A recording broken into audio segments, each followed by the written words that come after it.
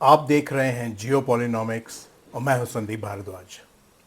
Silver market में price manipulation cartel का अंत होता दिख रहा है। पिछले करीब 30 साल से ये कार्टेल जो यूएस मिलिट्री इंडस्ट्रियल कॉम्प्लेक्स का है, इन लोगों ने सिल्वर का प्राइस दबा के रखा था। यूएस मिलिट्री इंडस्ट्रियल कॉम्प्लेक्स के बारे में हमने इसके पहले वाले वीडियो में बताया था, उसको आप ज़रूर देख लें, तब ये वीडियो को समझने में और आसानी होगी। इसके दो मेजर प्लेयर्स हैं, जेपी मॉर्गन और दूसरा है black rock. JP Morgan US का सबसे बड़ा बैंक है और वो प्रेशियस मेटल्स में भी सबसे बड़ा प्लेयर है, both in terms of brokerage and custody. Custody का ये मतलब हुआ कि स्टोरेज, मेटल को स्टोर करने के लिए। तो जब लोग कॉमेक्स में, शिकागो में गोल्ड या सिल्वर खरीदते हैं और उनको डिलीवरी चाहिए होती है, तो वो अपने साथ पहले डिलीवरी लेकर के नहीं जाते थे, क्योंकि एक सिक्योरिटी इशू होता है, उसको रखने की जगह चाहिए आपको। तो जेपी मॉर्गन एक कस्टोडियल सर्विसेज प्रोवाइड करता था स्टोरेज का। इसमें इनका एक मोडस ऑपरेंडी था और वो हम देखेंगे कि वो कैसे इन लोगों ने अभी तक इस चीज़ को बहुत सक्सेसफुली सिल्वर के प्राइस को दबा के ही रखा। इसको समझने के लिए हमें 2011 के गोल्ड और सिल्वर चार्ट पे चलना होगा। ये देखिए, पिछले वीडियो में हमने देखा था कि 1980 में गोल्ड ने एक हाई बनाया था, $870 के का लेवल था। 2011 में ये $1940 के आसपास गया था। लेकिन जो सिल्वर का चार्ट है, ये 1980 में $50 का हाई बनाया और 2011 में भी $50 का ही हाई बना, इसके ऊपर नहीं जा पाया। तो होता क्या था कि जेपी मॉर्गन जब कोई सिल्वर खरीदने आता था डिलीवरी बेस्ड, तो ये उनको एक कॉन्ट्रैक्ट नोट दे देते थे कि अब अभी भी देते थे, अभी अभी इनका ऑपरेशन काफ़ी इस शॉर्ट करना काफ़ी कम हो गया है, लेकिन ये लोग बेसिकली शॉर्ट करते थे। मैं फॉर एग्जांपल मैं गया खरीदने के लिए, तो मैंने बोला कि जैसे 1 मिलियन आउंस मुझे खरीदना है सिल्वर, तो उन्होंने एक रसीद दे दी मेरे को कि यस आपने खरीद लिया है और मेरा स्टोरेज जो है वो जेपी मॉर्गन ही करेगा। तो जेपी मॉर्गन स्टोरेज करता था और इनकी जो मेजर कमाई होती है और होती थी, वो स्टोरेज की फीस से होती है। तो ये लोग परपेचुअली हमेशा शॉर्ट ही रहते थे, क्योंकि सिल्वर की क्वांटिटी कुछ हद तक इनके पास है और कई सारे क्लाइंट का ये सिल्वर कभी लेते ही नहीं थे। तो हुआ क्या कि 2011 में जब प्राइस ऊपर जाने लग गया, तब ये पैनिक सिचुएशन क्रिएट हुई, क्योंकि गोल्ड तो ऑलरेडी 1980 के हाई को क्रॉस कर चुका था। तो इन लोगों ने क्या किया कि एक्सचेंज से मिल करके मार्जिन बढ़ाना शुरू किया। सो फॉर एग्जांपल, जब आप MCX में ट्रेड करते हैं तो सिल्वर 10% मार्जिन पे रहता है। तो इन लोगों ने 10% से बढ़ा करके शिकागो में 3 हफ्ते में 5 बार मार्जिन इंक्रीज कराया और margin increase went up to almost 83%। तो आप सोचिए, फ्यूचर्स बिकेम स्पॉट मार्केट। तो जिसके पास जो पोजीशन थी वो झक मार के लोगों को पोजीशन काटनी पड़ी, क्योंकि कोई भी जब फ्यूचर्स में ट्रेड करता है वो ये सोच के नहीं चलता है कि हमें ऑलमोस्ट पूरा का पूरा ही पैसा देना पड़ेगा। तो ये इस टाइम 2011 में इन लोगों ने अपने आप को इस तरह से बचाया। ये तो हो गया आपका एक major player US military industrial complex का। नाउ एक क्वेश्चन आता है कि इसमें मिलिट्री इंडस्ट्रियल कॉम्प्लेक्स का इंटरेस्ट क्या था कि और है कि सिल्वर प्राइस को दबा के रखा जाए, क्योंकि सिल्वर एक क्रिटिकल कंपोनेंट है डिफेंस इक्विपमेंट में। और इस चीज़ के लिए इन लोगों ने सोचा कि जब हम सारी चीज़ें, अगर हम सप्लाई ही कंट्रोल करके रखेंगे और डिमांड भी कंट्रोल करके रखेंगे, तो सिल्वर का एक गेम बहुत अच्छा रहेगा कि हमेशा एक कांस्टेंट रेवेन्यू स्ट्रीम बना रहेगा। और दूसरा, इस मेटल को हम ऊपर जाने ही नहीं देंगे, तो हमारे रॉ मटेरियल कॉस्ट जो है वो कम रहेंगे। तो दूसरा प्लेयर है आपका black rock. Black rock is the largest asset manager in the world. उसके करीब 11 ट्रिलियन से ज़्यादा उसके पास एसेट्स हैं, जो म्यूचुअल फंड्स और फिक्स इनकम बॉन्ड्स वगैरह सब में इन्वेस्ट करते हैं। ब्लैक रॉक की एक कंपनी है आई शेयर्स। आई शेयर वर्ल्ड का सबसे बड़ा ETF एसेट मैनेजर है और उनका एक सिल्वर फंड है which is called I silver और उसका टिकर है SLV, अगर आपको प्राइस चेक करना हो उसका। तो आई सिल्वर फिजिकली सिल्वर खरीदता है जब भी आप उसके यूनिट्स खरीदेंगे, जैसे कि ETF, नॉर्मल ETF आप इंडिया में खरीदते हो, और उसके अगेंस्ट में उसको एक फिजिकल स्टोरेज रखना पड़ता है और वो उसका लंदन में स्टोरेज है।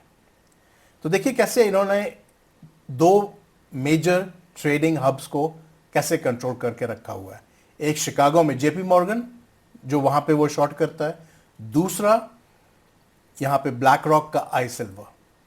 अब हुआ क्या कि आई सिल्वर ये एक क्लेम इशू करते हैं। जैसे मैं जाकर के एक यूनिट खरीदा या 10 यूनिट खरीदे सिल्वर के, इन लोगों ने सिल्वर परचेज किया और सिल्वर परचेज करते ही एक क्लेम सर्टिफिकेट इशू करते हैं LBMA में, लंदन बुलियन मार्केट में।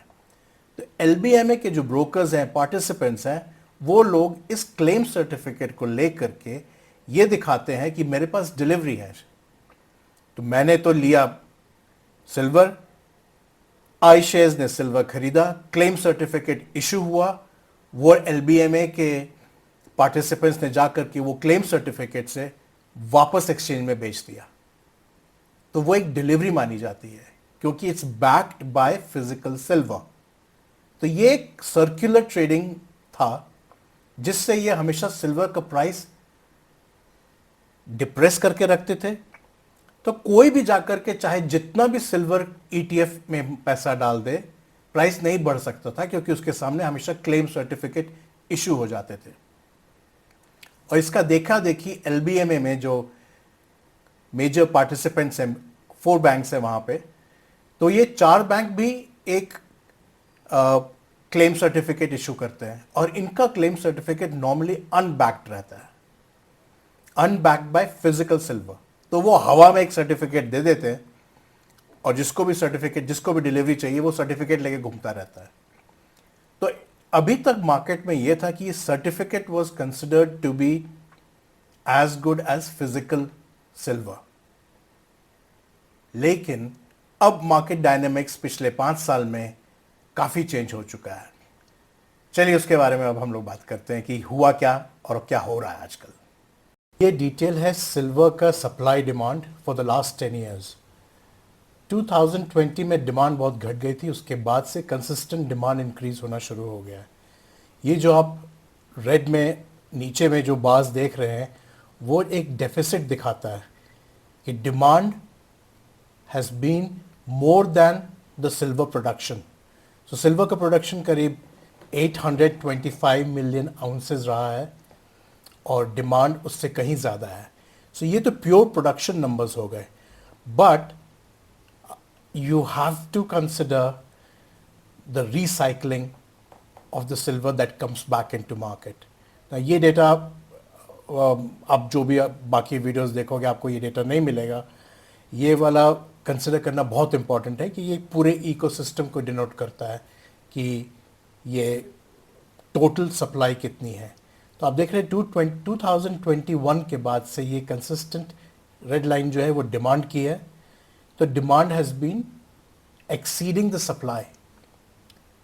अब अभी तक तो जो लंदन में इनके जो रिजर्व्स थे LBMA के, वो ड्रॉ डाउन हो रहे हैं और आपके कॉमेक्स के जो रिजर्व्स हैं, अब सप्लाई डायनेमिक्स जो है वो काफ़ी टाइट हो चुकी है। तो हमने पहले बात की थी वो क्लेम्स के बारे में, क्लेम सर्टिफिकेट्स। सो जो स्पॉट क्लेम सर्टिफिकेट्स हैं LBMA में, जो पार्टिसिपेटिंग बैंक्स जो इशू करते हैं वो हैं HSBC, UBS, JP मॉर्गन और ICBC स्टैंडर्ड बैंक। ये चारों बैंक के जो सर्टिफिकेट्स हैं, ये जब बोरो करते हैं तो उस क्लेम सर्टिफिकेट पे लीजिंग रेट होता है। So leasing rate is nothing but borrowing lending rate. ये नॉर्मली 1% के आसपास रहता था।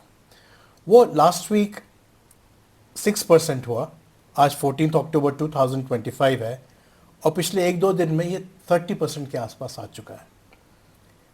और आई सिल्वर जो अपने शेयर्स देता था, क्लेम्स सर्टिफिकेट जो देता था और शेयर्स लेंड करता था वो, तो it I mean it's the same thing as claim certificate और लेंडिंग ऑफ द शेयर्स, वो पूरे एग्जॉस्ट हो चुके हैं. This not even a single share that can be lent out as a claim.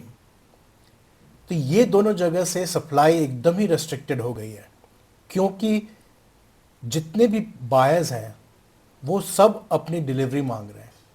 और मुझे ये और ये नहीं कि बाद में लेंगे, उनको अभी डिलीवरी चाहिए. सो एलबीएमए में स्टैंडर्ड प्रैक्टिस था T+1. दैट मीन्स ट्रांजैक्शन आज हुआ तो कल तक डिलीवरी हो जाती थी. आज वो बढ़ करके T+30, T+60, और लीज रेट इतने हाई हो जाने की वजह से spot prices are trading at almost, last week they were trading at 6% premium to the COMEX futures prices. तो इसको बैकवर्डेशन कहते हैं. और जो इंडिया में पहले जो स्टॉक मार्केट में पुराने लोग हैं उनको मालूम होगा, पहले बदला चलता था. तो बदला was nothing but what the futures market is right now, और इसमें जो प्रीमियम होता है वो इंटरेस्ट रेट पे चलता है. तो जब ऊंधा बदला होता था, ऊंधा बदला ये होता था कि जब फ्यूचर्स डिस्काउंट में चलें स्पॉट प्राइसेस से, तो वही चीज़ सिल्वर में, कॉमेक्स में futures is at a discount versus London which is spot market which is at a premium. पहले शिपिंग जो होती थी, जैसे लंदन के बीच में या यूएस से लंदन जाने में सिल्वर के लिए शिप्स यूज़ होते थे. अब वो प्लेन में लाए जा रहे हैं न्यूयॉर्क से लंदन, क्योंकि लीजिंग रेट्स इतने हाई हैं कि जो भी शॉर्ट करके बैठे हैं उनके लिए turning out to be extremely costly.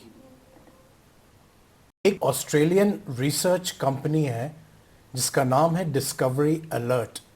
उनके मार्च रिसर्च डेटा में ये आया कि करीब 5 बिलियन आउंसेस के spot claims of silver exist करते हैं. तो हमने क्लेम्स के बारे में पहले बात की थी. 5 बिलियन पर इसका ये हुआ कि 500 करोड़ आउंस सिल्वर का as a delivery certificate market में है एलबीएमए में. और इस समय जो डिलीवरेबल सप्लाई है वो एस्टिमेटेड है 150 मिलियन आउंसेस. 500 करोड़ के डिलीवरी सर्टिफिकेट के सामने 15 करोड़ आउंस जो है वो अवेलेबल है. सो ये जो रेशियो है ये बहुत हाई है. एक्चुअल फिजिकल सिल्वर का इतना कम होना वर्सेस जो जिन लोगों ने सिल्वर ये बेच करके रखा हुआ है कि ये मेरे पास ये spot, this is as good as spot silver physical delivery. तो धीरे धीरे जो स्क्वीज आ रहा है, कंट्रीज खरीद रही हैं. सऊदी अरेबिया ने पिछले महीने आई सिल्वर के बहुत शेयर्स लिए हैं. They can demand delivery at any time. United states ने सितंबर में सिल्वर को क्रिटिकल मिनरल लिस्ट में इंक्लूड करने की बात कही है, जिसका रिपोर्ट 19 अक्टूबर को आने वाला है. रशिया ने करीब 2 साल पहले ही इसको क्रिटिकल मिनरल लिस्ट में ला दिया था अपने. सो कंट्रीज़ को ये मालूम है कि ये जो डिमांड है ये इनएलास्टिक है.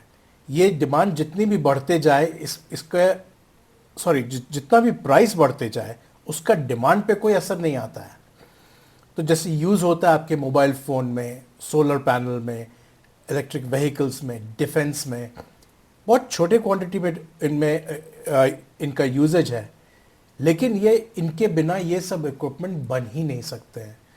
सो अब जो स्ट्रेटेजिक एक एलोकेशन हो रहा है इसका सिल्वर का by all these countries, they understand कि इसके बिना चलेगा नहीं. और जो सप्लाई है वो बहुत कम है. नई माइन सप्लाई आने वाली नहीं है. अभी करीब 820 मिलियंस का हमारा प्रोडक्शन है. पिछले करीब 5 साल में 1% डिक्लाइन हुआ है प्रोडक्शन में, और कंजम्पशन बढ़ते जा रहा है.